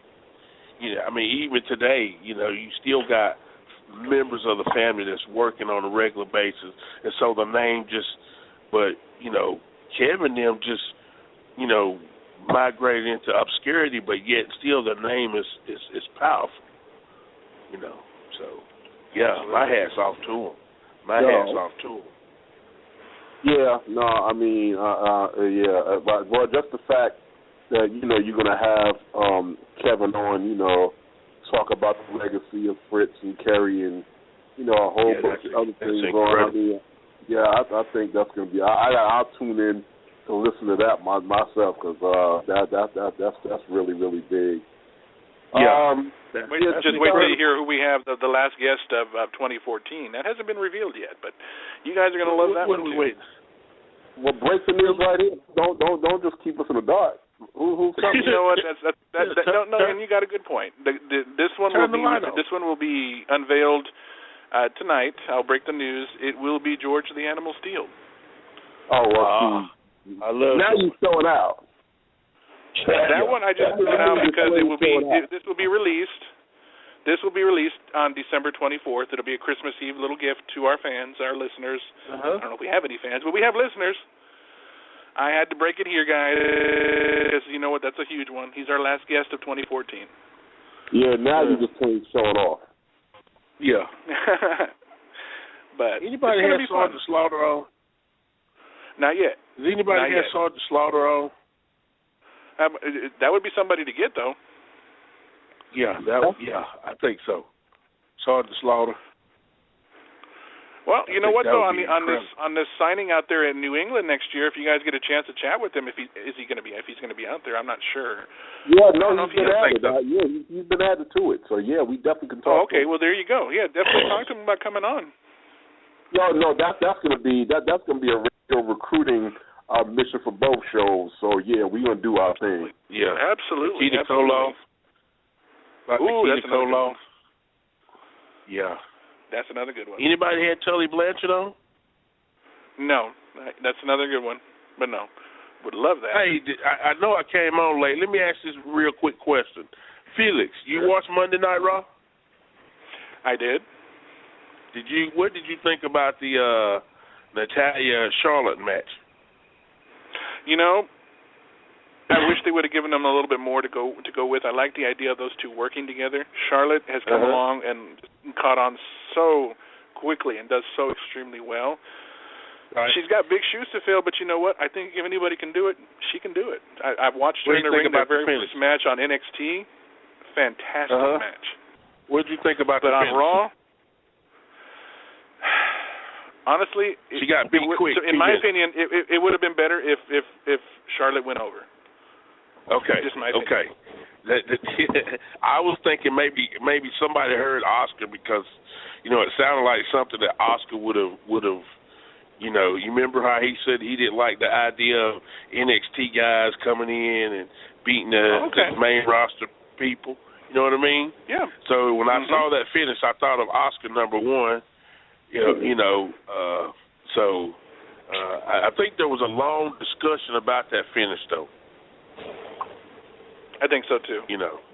Yeah, there was a long discussion about who was going to go over and who, and based on what Dave Meltzer's dirt sheet said, everybody wanted Charlotte to go over. Even Natalya agreed to put her over, but Vince said no. In 2 months from now, people forget about that. We don't need to do it that way. So he shot the finish down. And I don't know if it was just his way of sending a message. Yeah, it's Flair's kid, but we're going to do it my way. Okay. You know what I mean? Absolutely. Yeah, what do you think, Mo? I think On the Oscar, I think. What did you think about it, See it, Oscar? I don't know. You still can't convince me that NXT people coming in without really paying their dues and without working up a storyline and give some credibility, that they can come in and just run over main roster, more experienced people. But that's me. A lot of people can see where it makes sense. A lot of people can see where it shakes things up, but I'm just not convinced. Even though it's Flair's daughter? Yeah, even though it's Flair's daughter. She's still young and she could be his daughter all she want to be. She's still got to come in, pay her dues, and gain some more experience. Yeah, that's a good point. She's definitely somebody that has been paying her dues in NXT, and I think she would be a fantastic addition to the roster, the main roster, when her time comes. I'm not sure. They've been saying it's going to be soon enough. There's going to be a huge. I think there's going to be a huge outpouring of stars that are going to make the transition up to the main roster within 2015. I see a lot of potential, great talent that can do it. The main reason I'm saying what I'm saying, based on what I've seen over the years, what I've seen with my own eyes, when they come in and you don't build them up, they come in and start going over right away and being in storylines and just getting out in the forefront. That's how your longevity get killed. Because where can you go? Where else? What else can it do with you? If you start off putting people over and you get into a story and you slowly build up, you can get you a 3, 10, 20-year career. If you started at the top of the volcano and jump in, you burnt up and burnt out. Yeah. Okay. That's a good point. Perfect Son is a prime example. That was a disappointment because he was on the way up, and I think they just threw up their hands and be like, I don't know what to do with him. Just let him go. He wasn't ready for that. He needed that push, and unfortunately, they didn't give it to him. that said, there's a lot of the young guys that get thrown out there, and they come from the big family names, and some are not given the chance to live up to their family name. Some surpass it and do phenomenal. I'll give you an example, being Randy Orton or The Rock, just to name a few. Right. Look at the Usos. Are they going to be able to withstand the Samoan legacies? Roman Reigns? No. Only time will tell.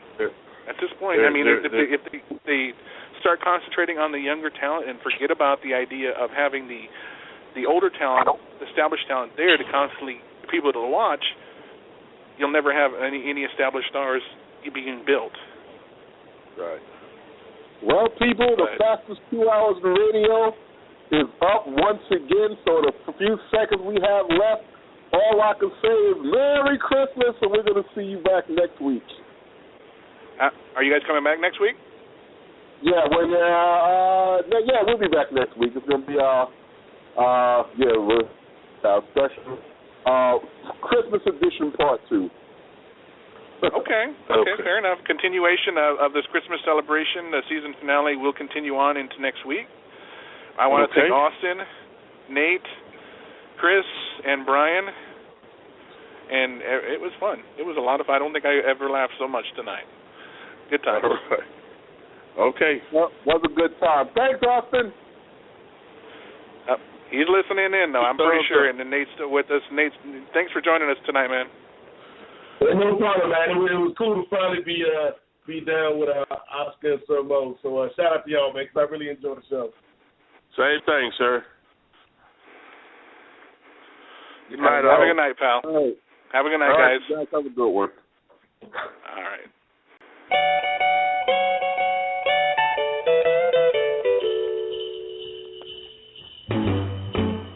Jingle bell, jingle bell, jingle bell rock. Jingle bells